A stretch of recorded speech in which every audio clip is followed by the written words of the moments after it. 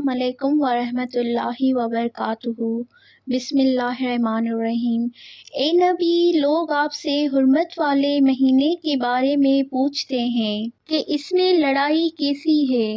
کہہ دیجئے اس میں لڑائی کرنا بہت بڑا گناہ ہے، اور لوگوں کو اللہ کے راستے سے روکنا اور اللہ کے ساتھ کفر کرنا اور مسجد حرام سے روکنا اور حرم کے رہنے والوں کو وہاں سے نکالنا اللہ کے نزدیک اس سے بھی بڑا گناہ ہے، اور فتنہ انگیزی قتل سے کئی بڑا گناہ ہے، اور وہ کافر تو ہمیشہ تم سے لڑتے رہیں گے، یہاں تک کہ اگر ان کا بس چلے تو وہ تمہیں تمہارے دین سے پھیر دیں، اور تم میں سے جو شخص اپنے دین سے پھر جائے پھر وہ حالت کفر ہی پر مر جائے تو انہی لوگوں کے اعمال دنیا اور آخرت دونوں میں برباد ہو گئے، اور وہ لوگ دوزخی ہیں، وہ اس میں ہمیشہ رہیں گے۔ بے شک جو لوگ ایمان لائے اور جنہوں نے ہجرت کی اور اللہ کی راہ میں جہاد کیا، وہی لوگ اللہ کی رحمت کی امید رکھتے ہیں،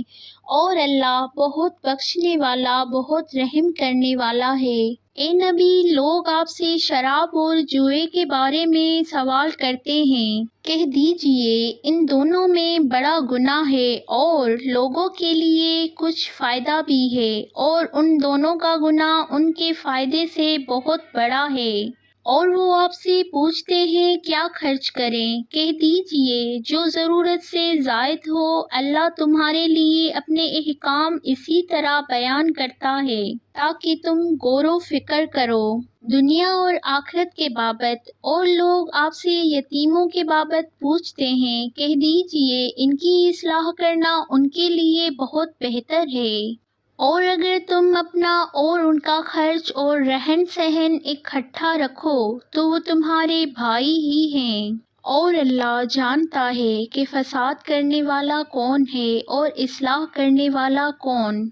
اور اللہ چاہتا تو تمہیں تکلیف میں ڈال دیتا، بے شک اللہ غالب ہے، خوب حکمت والا ہے۔ اور تم مشرک عورتوں سے نکاح نہ کرو یہاں تک کہ وہ ایمان لے آئے، البتہ ایک ایمان والی لونڈی مشرک عورت سے بہتر ہے، اگرچہ وہ تمہیں بھلی ہی لگے۔ اور تم مسلمان عورتیں مشرک مردوں کے نکاح میں نہ دو یہاں تک کہ وہ ایمان لے آئیں، البتہ مومن غلام مشرک سے بہتر ہے، اگرچہ وہ تمہیں بھلا ہی لگے۔ یہ مشرک تو دوزخ کی طرف بلاتے ہیں، اور اللہ اپنے حکم سے تمہیں جنت اور بخشش کی طرف بلاتا ہے، اور وہ لوگوں کے لیے اپنی آیتیں بیان کرتا ہے تاکہ وہ نصیحت حاصل کریں۔